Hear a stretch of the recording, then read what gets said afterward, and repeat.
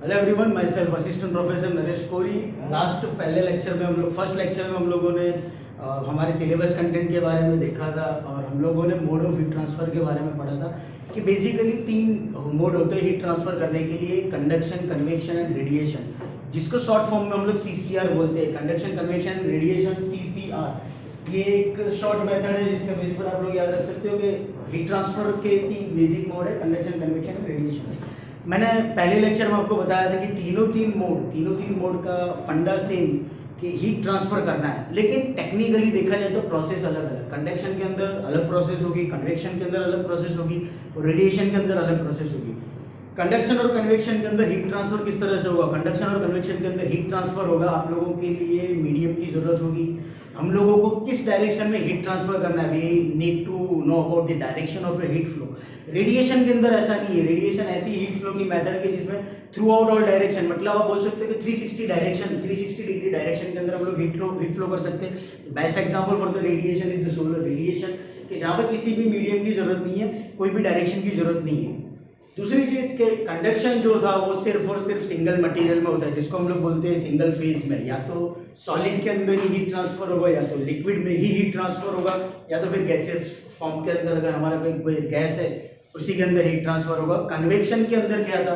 We have two different phases: solid to liquid, liquid to gas and gas to solid. और radiation के अंदर कोई phase की requirement नहीं है। जो हीट फ्लो होती जा रही है उसकी वजह से जो आप लोगों को एनर्जी मिल रही है उसकी वजह से हीट ट्रांसफर होगा।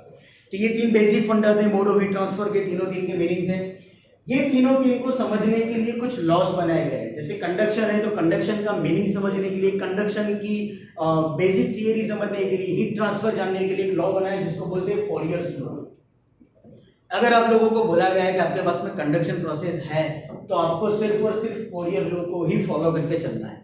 अगर आप लोगों को बोला जा रहा है कन्वेक्शन प्रोसेस है तो कन्वेक्शन प्रोसेस के अंदर यूज होता है Newton's law of cooling, Newton's law of cooling. और अगर रेडिएशन है तो आपके पास में 3 से 4 लॉज है, जैसे Stefan Boltzmann law, Kirchhoff's law, waves displacement law, Leibniz cosine law. ठीक, ऐसे 4 लॉ के बेस पर आप लोग रेडिएशन की वैल्यू फाइंड आउट कर सकते हो। कंडक्शन के लिए हम लोग वैल्यू फाइंड आउट करेंगे फूरियर लॉ के बेस के ऊपर। आज की थियरी हमारी वही है कि लॉ ऑफ हीट कंडक्शन क्या है, कंडक्शन के लिए कौन सा लॉ फॉलो किया जाता है। जीटीयू में ये सवाल आज तक 3 मार्क के लिए आ चुका है। इंपॉर्टेंट है, इंपॉर्टेंट इसीलिए है क्योंकि ये हमारा बेसिक और मेन इक्वेशन है जिसके बेस पर हम लोग एटलीस्ट 7 से 8 थियरी पढ़ेंगे और इसी के बेस पर हम लोग एग्जाम्पल को सॉल्व करेंगे। अगर आप लोगों को आगे जैसे कि जीटीयू की कोई एग्जाम में पूछ रहे हैं कि भाई आयरन की रॉड है उसके अंदर 25 जूल पर सेकंड के जितनी हीट अमाउंट एनर्जी ट्रांसफर हो रही है, तो उस समय हमको ये पता होना चाहिए कि ये एक सिंपल होमोजीनियस मटेरियल की बात हो रही है कि जिसमें कंडक्शन प्रोसेस हो रहा है। कंडक्शन का मतलब था that the heat transfer will take place from because of the molecular vibration. जैसे कि मान लो ये आयरन का रॉड है, इस आयरन के रॉड को आप लेफ्ट साइड से हीट एनर्जी ट्रांसफर कर रहे हो। जब आप हीट एनर्जी यहाँ से ट्रांसफर कर रहे हो after some time, let's say about 25 to 26 minute, the right side portion of your iron rod will also get an heat energy. और हो सकता है कि after 45 to 50 minute the whole body's temperature will be same. तो ये जो body का temperature same आया वो कैसे आया? हीट एनर्जी तो लेफ्ट साइड से दी थी, हीट एनर्जी तो आप लोगों ने लेफ्ट साइड से दी थी, लेकिन फिर भी यहाँ पर एनर्जी आई, यहाँ पर भी टेम्परेचर सेम है, यहाँ पर भी आपको हीट मिल रही है। इसका मतलब ये हुआ कि यहाँ के मोलिक्यूल ने जो हीट एनर्जी एब्जॉर्ब की, उस मोलिक्यूल के वाइब्रेशन की वजह से वो एनर्जी दूसरे मोलिक्यूल को मिली, उसके बाजू के मोलिक्यूल को मिली एंड सो ऑन, और उसकी वजह से आपके पूरे आयरन रॉड के अंदर हीट एनर्जी ट्रांसफर हुई है। मतलब मटेरियल सेम है, मटेरियल एक ही है। आपके पास में मीडियम की जरूरत थी तो मोलिकुलर वाइब्रेशन ने आपको मीडियम प्रोवाइड कर दिया है। दूसरा, आपको डायरेक्शन चाहिए तो डायरेक्शन आपको मिल गया फ्रॉम लेफ्ट टू राइट। ठीक है, तो कंडक्शन के अंदर जो बेसिक कंडीशंस आती हैं वो सारी की सारी फॉलो हो गई। You have the direction, you have the medium and you have the single phase. तो ये जो सिंगल फेज वाले मटेरियल के अंदर हम लोगों ने हीट ट्रांसफर किया वो कैसे फाइंड आउट करेंगे? We will find on the basis of the Fourier law. Fourier law क्या है? दैट डेफिनेशन कभी भी बनानी हो, मैथमेटिकल एक्सप्रेशन को समझो, मैथमेटिकल एक्सप्रेशन को याद रखो and you will get the definition. The rate of heat transfer per unit time, Q, the rate of heat transfer per unit time is directly proportional to, the rate of heat transfer per unit time is directly proportional to cross sectional area of your body, cross sectional area of your body to the temperature gradient for a homogeneous body in a steady state heat conduction manner. Steady state heat conduction manner का मतलब क्या हुआ? Steady state का मतलब ये हुआ कि आप लोगों को कांस्टेंट एनर्जी देनी है।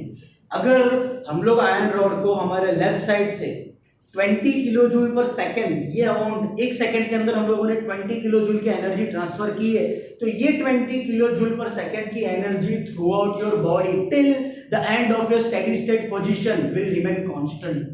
जब तक आपकी पूरी बॉडी का टेम्परेचर सेम नहीं हो रहा है तब तक आप लोगों को 20 किलो जूल पर सेकेंड इतने अमाउंट की हीट एनर्जी कॉन्स्टेंटली हमारी बॉडी को देते रहना है, जिसको बोलते हैं स्टेडी स्टेट कंडीशन।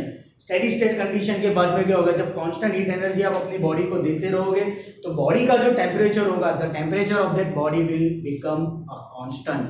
मतलब यहाँ पर अगर 171 डिग्री सेल्सियस टेम्परेचर है तो after some time over this point at the end of your at the end point of your body send आप लोगों को फिर से वहां पर 171 डिग्री सेल्सियस टेम्परेचर मिलेगा। ये जो कांस्टेंट टेम्परेचर मिल रहा है उसका मतलब होता है हमारा heat transfer for Fourier law, जिसके अंदर स्टेडी स्टेट कंडीशन हम लोग फॉलो कर रहे हैं। कोई भी इक्वेशन कभी भी प्रोपोर्शनलिटी में नहीं की जाती है। प्रोपोर्शनलिटी हटाओ, you will get some constant at that constant is K मतलब थर्मल कंडक्टिविटी। थर्मल कंडक्टिविटी सिर्फ और सिर्फ कंडक्शन प्रोसेस के लिए ही आएगा। कन्वेक्शन के अंदर कभी कन्वेक्शन के लिए कभी भी थर्मल कंडक्टिविटी नहीं आएगी। रेडिएशन के लिए कभी भी थर्मल कंडक्टिविटी नहीं आएगी। जैसे कंडक्शन के लिए थर्मल कंडक्टिविटी है वैसे ही कन्वेक्शन के लिए आएगा स्मॉल एल, जिसको बोलते हैं convective heat transfer coefficient. Next topic में आएगा। पहले हम लोग समझ लेते हैं हमारे फोरियर लॉ के बारे में। तो प्रोपोर्शनलिटी हटा दी, you have the value in terms of और in meaning of equal to. Proportionality हटाई थी, कांस्टेंट रखते जो मैथ्स में हम लोग पढ़ते थे, उसी तरह से जो कांस्टेंट रखा दैट इज स्मॉल के, एंड दैट स्मॉल के इज थर्मल कंडक्टिविटी, जिसका यूनिट बनेगा वाट पर मीटर केल्विन। तो यहाँ पर हम लोगों ने लिखा है नेगेटिव साइन। नेगेटिव साइन क्यों लिखा जाता है? नेगेटिव साइन का मतलब ये होता है कि जो टेम्परेचर डिफरेंस हम लोगों को मिल रहा है that temperature difference will be in terms of initial temperature minus final temperature. ठीक है, अब जब टेम्परेचर डिफरेंस आप लोग इनिशियल माइनस फाइनल के मैनर में करोगे तो initial temperature of your body will be much low and final temperature of your body will be much high. क्यों? क्योंकि जब हम लोगों ने हीट ट्रांसफर की शुरुआत की थी at that time the temperature of body around 25 to 26 degree Celsius. Let's say जब हीट ट्रांसफर कर रहे हो, let's say that the temperature at the end of your steady state condition is 180।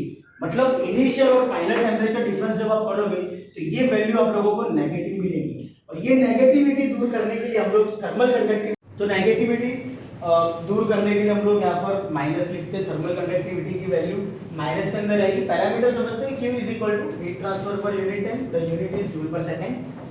K is the thermal conductivity, जिसका unit होता है वाट per metre kelvin. अगर Celsius में लेना हो तो watt per metre into degree Celsius.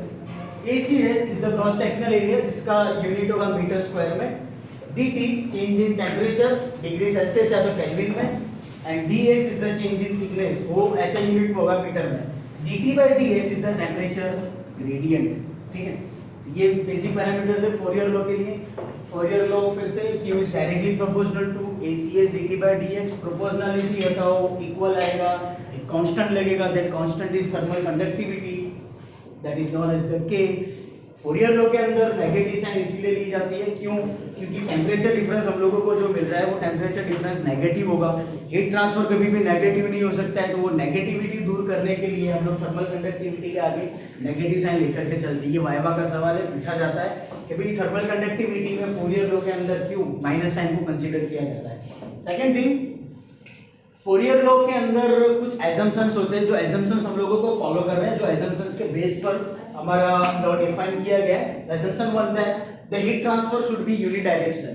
Heat transfer should B unidirectional का मतलब ये होगा कि हीट ट्रांसफर करने के लिए हम लोगों को एक फिक्स डायरेक्शन की जरूरत होगी। मतलब कि x डायरेक्शन लो, y डायरेक्शन लो या z डायरेक्शन लो, मतलब कि left to right, right to left, up down, down to up, जो मैंने आपको एग्जांपल में समझाया था like that. Second thing, heat transfer should be in steady state manner. मैंने एग्जांपल में समझाया था कि हीट ट्रांसफर हम लोग जो कर रहे हैं, मान लो लेफ्ट साइड से हम लोगों ने 120 किलो जूल पर सेकंड इस रेट के साथ में हमारी हीट ट्रांसफर की शुरुआत की है, तो ये rate of heat transfer should B and must be constant till the end of your steady state position. जब तक हमारी बॉडी स्टेडी स्टेट कंडीशन में नहीं आएगी तब तक हम लोगों को 120 किलो जूल पर सेकेंड इसी रेट के साथ हीट ट्रांसफर करना है, तो उसको बोलते हैं हम लोग steady state manner. Third one, that the material should be homogeneous and isotropic. मतलब आप लोगों को कंपोजिट मटेरियल का यूज नहीं करना है। अगर आप लोगों ने आयरन लिया है तो आयरन, एसएस लिया है तो एसएस, एमएस लिया है तो MS, etcetera etcetera etcetera. Means your body should be made from a same material. लकड़ा है तो सिर्फ लकड़ा ही कंसीडर करो, आयरन है तो सिर्फ आयरन कंसीडर करो, कॉपर है तो सिर्फ कॉपर कंसीडर करो। क्यों? Thermal conductivity is different for different material. For copper the thermal conductivity is much higher with compare to your wood. Wood के अंदर हीट ट्रांसफर करो और कॉपर के अंदर हीट ट्रांसफर करो, the rate of heat transfer in copper will be much higher with compare to your wood. तो material should be homogeneous. अगर आप लकड़ा और कॉपर दोनों, वुड और कॉपर के साथ का कंपोजिट मटेरियल बना रहे हो तो बात अलग होगी। सिर्फ वुड और सिर्फ कॉपर को लेकर के चलोगे तो आप लोगों को हीट ट्रांसफर डिफरेंट मिलेगा। इसीलिए हम लोगों को होमोजेनियस और आइसोट्रोपिक लेकर के चलना है। Next, the temperature gradient is constant, मतलब कि dt by dx x should be constant and the temperature profile is linear. आप लोगों को चाहे टेम्परेचर में राइजेस मिलेगा वो आपका लीनियर मिलेगा, कांस्टेंट मिलेगा। No internal heat generation, most time भी नो इंटरनल हीट जनरेशन। अगर इंटरनली हीट जनरेट हुई तो चांसेस क्या है? अगर इंटरनल हीट जनरेशन होगा तो आपका rate of heat transfer change हो जाएगा। अगर rate of heat transfer change हो रहा है तो फिर फोरियर लॉ का कोई मतलब नहीं। इसीलिए no internal heat generation will be there. And the last one, the boundary surface are isothermal. Boundary surface isothermal का मतलब ये हुआ कि सराउंडिंग में सराउंडिंग के एटमॉस्फेयर की कोई भी हीट एनर्जी हमारी बॉडी के ऊपर नहीं आना चाहिए। अगर हमारी बॉडी के ऊपर ऑलरेडी कोई बाहर से हीट एनर्जी मिल रही है तो डेफिनेटली पूरे चांसेस है कि बॉडी को एक्सटर्नल सोर्स से एनर्जी मिलेगी। जो हीट एनर्जी आप अपनी बॉडी को दे रहे हो उसके अलावा मिलेगी, तो वो हमारे पास में होना नहीं चाहिए। तो your body should B, your boundary surface should be isothermal. तो ये था हमारे लिए law of heat conduction, Fourier law का इक्वेशन। आई होप कि आपको समझ में आया होगा। अगर कोई सवाल हो तो आप मुझसे पूछ सकते हो। Thank you so much.